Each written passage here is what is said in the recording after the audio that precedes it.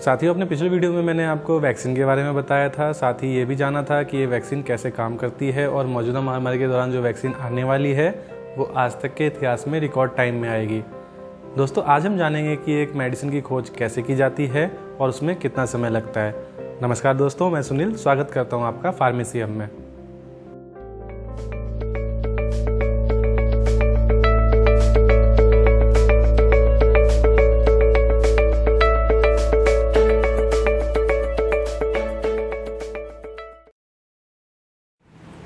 दोस्तों, हाल फिलहाल में कुछ अच्छी खबरें सुनने को मिली हैं जिसमें ये दावा किया गया है कि कोरोना की दवाई मिल गई है, जिसमें ग्लेनमार्क देश की पहली एलोपैथिक कंपनी बनी जिसे कि मार्केटिंग अप्रूवल दिया गया है।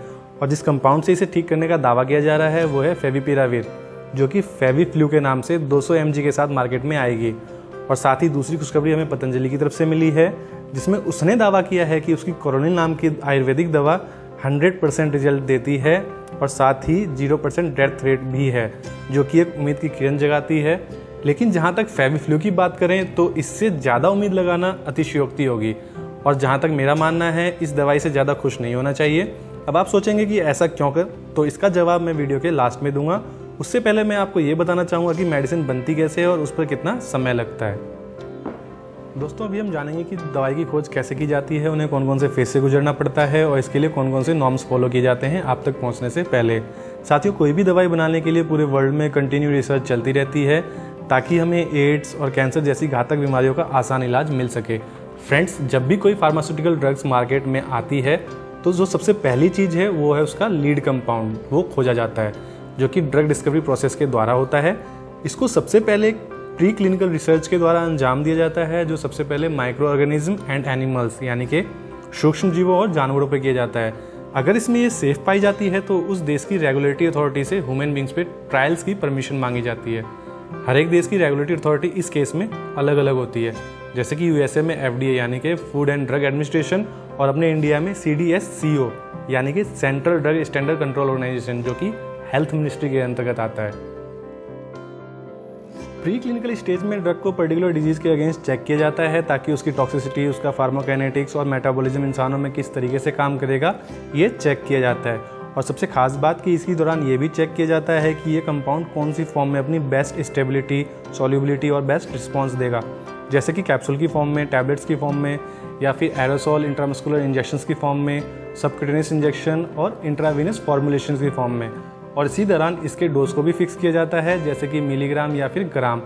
दोस्तों, फर्स्ट ह्यूमन डोज से पहले इसकी ऑर्गन टॉक्सिसिटी कराई जाती है, जिसमें चेक किया जाता है कि इस कंपाउंड का heart, lungs, brain, kidney, liver और हमारे पाचन तंत्र पे कैसा प्रभाव पड़ता है। ये सारे टेस्ट लैब में इन विट्रो मेथड से यानी कि टेस्ट ट्यूब में आइसोलेटेड सेल्स पे किया जाता है। साथ ही जानवरों पर भी इसका ट्रायल जारी रहता है।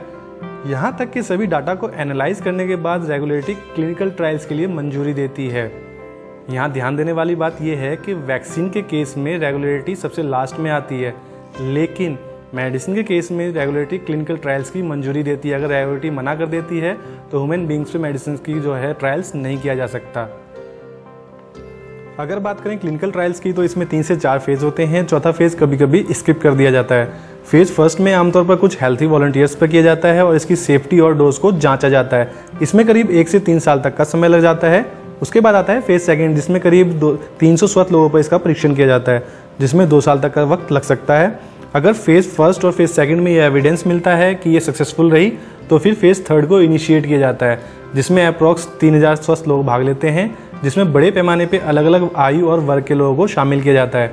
इसमें यह देखा जाता है कि ये सभी वर्ग के लोगों के लिए सुरक्षित है या नहीं। साथ ही इसकी डोज और दूसरी दवाइयों के साथ कॉम्बिनेशन सेफ्टी भी किया जाता है, जिसमें यह देखा जाता है कि कहीं ये दूसरी मेडिसिन के साथ रिएक्ट तो नहीं कर रही और कहीं ये रिएक्ट कर हार्मफुल इफेक्ट तो प्रोड्यूस नहीं कर रही। इसमें भी करीब 3 से 4 साल तक का समय लग सकता है। न्यू ड्रग एप्लीकेशन फाइल तभी की जा सकती है जब न्यू कंपाउंड क्लिनिकल ट्रायल्स के तीनों फेज में सक्सेसफुली पास हो। एप्लीकेशन फाइल होने के बाद उस देश की रेगुलेटरी न्यू मेडिसिन को अलाउ करती है, साथ ही मार्केटिंग अप्रूवल देती है, जिसमें ऑन एन एवरेज 2 साल तक का समय लगता है। इसके बाद स्टार्ट होता है फेज फोर्थ, जिसमें नई जगह, नई आबादी, लॉन्ग टर्म इफेक्ट पे रिसर्च चलती रहती है। हालांकि कुछ मेडिसिन के केस में और कुछ कंट्रीज में फेज फोर्थ स्किप कर दिया जाता है। अगर देखा जाए तो एक नई मेडिसिन को मार्केट में आने में ऑन एन एवरेज 12 से 18 साल तक का समय लग जाता है और इस पर अप्रॉक्स $2 बिलियन का खर्चा आता है। अगर इंडियन रुपीज़ में बात करें तो 1,51,91,40,00,000 रुपए, बहुत बड़ी अमाउंट है। और फाइनल स्टेज कंप्लीट करने तक सिर्फ 9% कंपाउंड ही सक्सेसफुल हो पाते हैं, बाकी अलग अलग स्टेज में फेल हो जाते हैं। इससे आप अंदाज़ा लगा सकते हैं कि किसी न्यू कंपाउंड या मेडिसिन को खोजना कितना खर्चीला होता है। और अगर हम कोरोना की मेडिसिन की बात करें तो अभी WHO समेत सभी देशों का ध्यान इसकी वैक्सीन ईजाद करने पे है, क्योंकि न्यू मेडिसिन की टॉक्सिसिटी, डोज, ड्यूरेशन और लॉन्ग टर्म इफेक्ट को कम टाइम में करना थोड़ा पॉसिबल नहीं लगता। हालांकि WHO और कुछ कंट्रीज़ पहले से मौजूद कुछ ड्रग्स को कोरोना के लिए आजमा रहे हैं, जैसे कि रेमडेसिविर, हाइड्रोक्सीक्लोरोक्विन, फेविपिराविर, लोपिनाविर एसेट्रा। ये सब कंपाउंड किसी और बीमारी में इस्तेमाल किए जाते हैं, लेकिन कोविड-19 के केस में इन्होंने अच्छे रिजल्ट्स दिए हैं, इसलिए इनके ऊपर और रिसर्च की जा रही है। और इसी फेविपिराविर को ग्लेनमार्क ने इंडिया में रजिस्टर्ड करवाया है, जो कि एक एंटीवायरल ड्रग है और जापान में इन्फ्लुएंजा के लिए 2014 से इस्तेमाल की जा रही है। इसका मतलब ये कि एक स्पेशल कोरोना की मेडिसिन नहीं है, लेकिन कोरोना में इसके सकारात्मक रिजल्ट्स आए हैं, इसलिए इसका इस्तेमाल किया जा रहा है।